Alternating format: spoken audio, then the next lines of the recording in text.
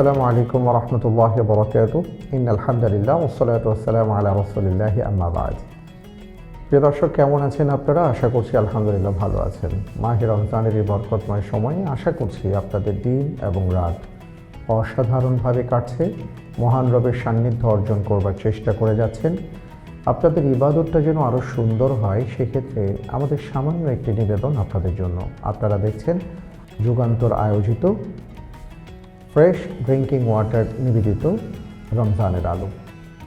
আমরা এই আয়োজনটির মাধ্যমে মূলত আমাদের ইবাদতটাকে আরও কীভাবে সুন্দর করতে পারি সেই চেষ্টা এবং সেই প্রচেষ্টার জন্যই আমাদের এই সামান্য খিদমত। আর সেই কারণে আজকের পর্বে আমি যে বিষয়টি নিয়ে আপনাদের সাথে শেয়ার করতে চাই সেটা হলো প্রকৃত একজন সায়েম বা একজন রোজাদারের রোজাটা কেমন হওয়া উচিত। এই কথা যখন বলছি তখন অবশ্যই আমাদেরকে দেখতে হবে সেই মানুষটির জীবন যিনি আমাদেরকে কিভাবে রোজা রাখতে হয় সেটা শিখিয়েছেন, যার উপর পবিত্র কোরআনুল কারীমের আয়াত নাজিলের মাধ্যমে আল্লাহ তাআলা রমজানের রোজাকে ফরজ করেছেন। নিশ্চয়ই মুহাম্মদুর রাসূলুল্লাহ সাল্লাল্লাহু আলাইহি ওয়াসাল্লাম তাঁর জীবনীতে এসছে সিরাতের মধ্যে যে রাসূল সাল্লাল্লাহু আলাইহি ওয়াসাল্লাম যখন রমাদান চলে আসতো তখন তিনি তার সকল কর্মগুলোকে গুটিয়ে ফেলতেন এবং প্রচুর পরিমাণে তিনি দান সাদাকা করতেন, ইবাদতের সময়সীমা বাড়িয়ে দিতেন এবং বাহ্যিক যে সকল অর্থাৎ জাগতিক যে সকল কাজগুলো আছে এগুলোর গণ্ডি একেবারেই কমে যেত। আর এই সময়ে রাসূল সাল্লাল্লাহু আলাইহি ওয়াসাল্লাম তিলাওয়াত করতেন এবং বিশেষ করে রমজান মাসে জিবরাইল আলাইহিস সালাতু ওয়াসসালাম তার কাছে বেশি বেশি আসতেন এবং রমজান মাসে জিবরাইল আলাইহিস সালাতু ওয়াসসালামকে রাসূল সাল্লাল্লাহু আলাইহি ওয়াসাল্লাম তিলাওয়াত করে শোনাতেন যতটুকু নাজিল করা হয়েছে ততটুকু। এই মাসে তিনি প্রচুর দান সাদাকা করতেন। তাঁর দান সম্পর্কে বলা হয়েছে কারিহাল মুরসালা এবং তিনি আমাদেরকে নির্দেশনা দিয়েছেন যে অবশ্যই একজন রোজাদার সে যেন তার যে কোনো কাজকর্ম থেকে নিজেকে বিরত রাখে যে কাজগুলো অন্যায় বলে বিবেচিত।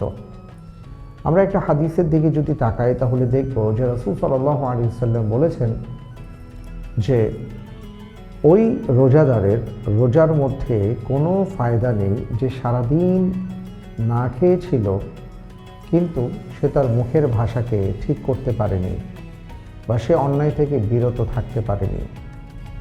এক কথায় বলতে পারি যে রাসূল সাল্লাল্লাহু আলাইহি ওয়াসাল্লাম এই শব্দটিকে আখ্যায়িত করেছেন জুর বলে। মান লাম ইয়াদা কাওলা জুর ওয়াল আমালা বিহি ফালাইসা লিল্লাহি হাজা আন ইয়াদা তাআমাহু ওয়া শারাবা। যে কোনো অনর্থক কথা অনর্থক কাজ ছাড়তে পারল না, তার সারাদিন না খেয়ে থাকার মধ্যে কোনো উপকারিতা নেই। আল্লাহ রাব্বুল আলামিন তাকে রোজাদার বলে সম্বোধন করবেন না। তাই আমরা নিশ্চয়ই বুঝতে পারছি যে রোজা রেখে আমাদের কি করা উচিত কি করা উচিত নয়। আমরা কিছুতেই মিথ্যে বলবো না, মিথ্যের আশ্রয় নেব না, মানুষকে ঠকাবো না, মানুষের সাথে এমন ভাষায় কথা বলবো না যেটা মানুষের হৃদয়ে আঘাত হানতে পারে।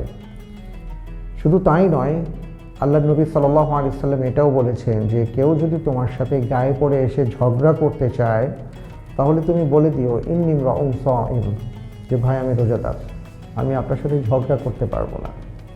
আমরা দেখি ঠিক উল্টোটা, আমাদের সমাজে আমাদের রোজার কারণে অনেকে না খেয়ে থাকার কারণে আমাদের টেম্পারেচারটা অনেক হাই থাকে, যে কারণে মেজাজ বিগড়ে থাকে। অথচ নবীজি সাল্লাল্লাহু আলাইহি ওয়াসাল্লাম ঠিক উল্টোটি বলেছেন যে তুমি তো কারোর সাথে ঝগড়া বাঁধাবে এটা তো কল্পনাই করা যায় না। কেউ যদি গায়ে পড়ে এসে তোমার সাথে ঝগড়া করতে চায় তুমি তাকে সুন্দরভাবে বলে দিও ইন্নী ইমরাউন সাইম, যে আমি ভাই রোজাদার, আমি আপনার সাথে কোনো ঝগড়ায় যেতে পারবো না। প্রিয় দর্শক, কী বুঝলাম আজকে?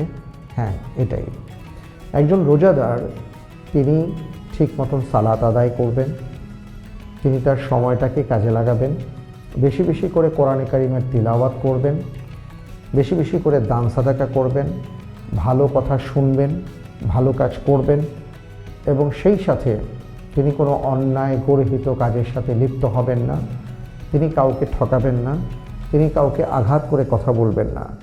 কেউ যদি তার সাথে ঝগড়ায় লিপ্ত হয় তিনি তাকে এড়িয়ে চলার চেষ্টা করবেন, বলবেন যে ভাই আমি রোজাদার। এবং রাসূল সাল্লাল্লাহু আলাইহি ওয়াসাল্লাম আরও একটি কাজ করতেন, ইফতারিতে মানুষকে সহযোগিতা করার কথা বলেছেন।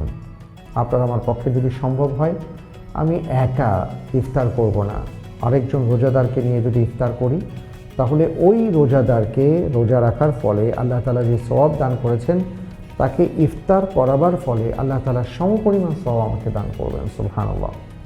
তো মূল ব্যাপারটা হলো যে মানুষের পাশে দাঁড়াবো, সেটা ইফতারিতে দাঁড়াবো, সাহারিতে দাঁড়াবো। আরেকটি কথা না বললেই নয়, আমাদের বর্তমানে কিছু ট্রেন্ড চালু হয়েছে, ইফতার পার্টি, সাহারি নাইট ইত্যাদি। এগুলো আসলে প্রকৃত রোজাদারদের জন্য নয়। যারা প্রকৃত রোজাদার তারা খুব স্বল্প সময়ে খাওয়া দাওয়ার পিছনে সময় ব্যয় করবেন, ইবাদতের ক্ষেত্রে বেশি সময় ব্যয় করবেন। রাসূল সাল্লাল্লাহু আলাইহি সাল্লামের রাতগুলো কেমন ছিল রমজানের? ওনার সিরাত গ্রন্থের মধ্যে এসছে যে ওনার রাতগুলো ছিল প্রলম্বিত সালাতের মধ্যে, অর্থাৎ তিনি লম্বা সময় জুড়ে তিনি সালাত আদায় করতেন। আনাস ইবনে মালিক রাদিয়াল্লাহু তাআলা আনহু তিনি বলেন, আমি একবার রাসূল সাল্লাল্লাহু আলাইহি সাল্লামের পেছনে সালাতে দাঁড়িয়েছিলাম এবং আমি খেয়াল করলাম যে তিনি একে একে পবিত্র কোরআনুল কারীমের 1000 আয়াত তিলাওয়াত করেছেন। সুবহানাল্লাহ, 1000 আয়াত। সে আলোকে আমাদের সালাতটা কতটা সুন্দর। আমরা অনেকে মনে করি যে তারাবির সালাত পড়েছি যথেষ্ট হয়ে গেছে। না, আমরা কিয়ামুল লাইলের মধ্যে অংশগ্রহণ করব। যদি এইভাবে আমরা সিয়াম পালন করতে পারি, হক আদায় করে করতে পারি, তাহলে ইনশাআল্লাহ তাআলা এই সিয়াম নিয়ে কিয়ামতের ময়দানে আমরা দাঁড়াতে পারবো, মহান রবের কাছে বলতে পারবো, অথবা এই সিয়াম আমাদের পক্ষ থেকে আল্লাহ তাআলার কাছে সুপারিশ করবে ইনশাআল্লাহ তাআলা। আমি আমাদের এই আয়োজনে অনেকটা শেষাংশে চলে আসছি, তাই বলতে চাই আমরা তো অবশ্যই পবিত্র কোরআনুল কারীম তিলাওয়াত করব, সেই সাথে আমাদের তাদাব্বুর করা দরকার, অর্থাৎ কোরআন বুঝে পড়া দরকার। কারণ আপনি যত বেশি কোরআন বুঝে পড়বেন, আপনার আমার জীবনটা তত বেশি পরিবর্তন হবে এবং সেই পরিবর্তনটা হবে অবশ্যই ইতিবাচক। আজকের তারাবির সালাতে আমরা পঞ্চম পারার শেষার্ধ এবং ষষ্ঠ পারা ইনশাআল্লাহ তিলাওয়াত শুনব। এবং এখানে রয়েছে সূরা নিসার 88 নম্বর আয়াত থেকে সূরা নিসা শেষ হবে এবং সূরা মায়েদা শুরু হয়ে সূরা মায়েদার 82 নম্বর আয়াত পর্যন্ত পাব। কি আছে এই আয়াতগুলোর মধ্যে আমরা আসলে বিস্তারিত বলার কোনো অবকাশ নেই। আমি আপনাদেরকে যে বিষয়টি আজকে বলতে চাই সেটি হলো সূরাতুন নিসার 103 নম্বর আয়াত, যেখানে আল্লাহ সুবহানাহু ওয়া তাআলা ইরশাদ করেছেন, ফাইদা কাওয়াইতুমুস সালাহ ফাযকুরুল্লাহা কিয়ামান ওয়া কুউদান ওয়া আলা জুনুবিকুম ফাইদা তামান্নানতুম ফাআকিমুস সালাহ ইন্নাস সালাতা কানাত আলাল মুমিনিনা কিতাবান মাওকুতা। আমাদের মধ্যে অনেকেই আমরা আছি, সালাত পড়ি ঠিকই, কিন্তু গড়িমসি করে সালাত আদায় করি, সঠিক সময় পড়ি না। আল্লাহ সুবহানাহু ওয়া তাআলা আমাদেরকে জানিয়ে দিয়েছেন যেই সময় সালাতের ওয়াক্ত হবে সেই সময় আমরা সালাত আদায় করব এবং সব সময় আমরা আল্লাহ রাব্বুল আলামিনকে স্মরণ করব। ফাইদা কাওয়াইতুমুস সালাহ, সালাত শেষ, ফাযকুরুল্লাহা কিয়ামান ওয়া কুউদান, সালাত শেষ হয়ে গেছে, আপনি তাসবিহ পাঠ করুন এবং আপনি আপনার সকল কাজ করবেন, সেটা দাঁড়িয়ে করছেন, বসে করছেন, যেভাবেই করছেন, আপনার সকল কাজ করবে আপনি আল্লাহর জিকির করুন। আল্লাহর জিকির বলতে কেবলমাত্র সুবহানাল্লাহ, আলহামদুলিল্লাহ, আল্লাহু আকবার এখানে বোঝানো হচ্ছে না। আল্লাহর জিকির বলতে এখানে বোঝানো হয়েছে আমাদের প্রতিটা কাজে, প্রতিটা কর্মে, প্রতিটা ক্ষেত্রে, চিন্তা চেতনা সব জায়গায় আল্লাহ রাব্বুল আলামিনকে স্মরণ করে যেন আমরা সেই কাজগুলো করি, এটাই হলো জিকির। আমরা যদি এটা করতে পারি তাহলে আমরা সফল হব, আর আমাদের কাজের ক্ষেত্রেও বারাকা হবে ইনশাআল্লাহ তাআলা, এবং অন্যায় কোনো কাজে আমরা পা বাড়াবো না।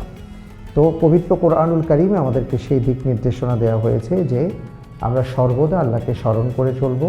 সালাত শেষ করার পরে আমাদের কর্ম যেখানেই হবে সেখানেই আমরা আল্লাহ তাআলাকে স্মরণ করব, আর অবশ্যই সঠিক সময়ে আমরা সালাত আদায় করব। আল্লাহ রাব্বুল আলামিন আমাদের সবাইকে সেই তৌফিক দান করুন, আমিন।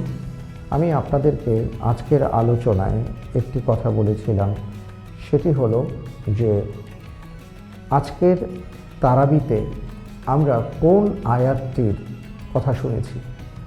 ওই আয়াত নম্বরটি মেহেরবানি করে আমার কথাগুলো শুনে যদি আপনি কমেন্ট বক্সে লিখে দেন, আমরা লটারির মাধ্যমে একজনকে বিজয়ী ঘোষণা করে তার জন্য ছোট্ট একটা উপহারের ব্যবস্থা রাখবো ইনশাআল্লাহ। আর এই উপহারটি আসবে যুগান্তরের সৌজন্যে। আজ তাহলে এ পর্যন্ত, আমি বিদায় নিচ্ছি। আগামীকাল আল্লাহ রাব্বুল আলামিন যদি তৌফিক দান করেন, তাহলে আমাদের আলোচনার বিষয়বস্তু হবে রাসূল সাল্লাল্লাহু আলাইহি ওয়াসাল্লামের সাহারি এবং ইফতার কেমন ছিল। এ প্রসঙ্গে আমরা ইনশাআল্লাহ কিছু কথা শুনব। রব্বুল আলামিন আমাদের সবাইকে কবুল করুন, আমাদের সিয়ামকে কবুল করুন, আমাদের কিয়ামকে কবুল করুন। আল্লাহুম্মা আমিন।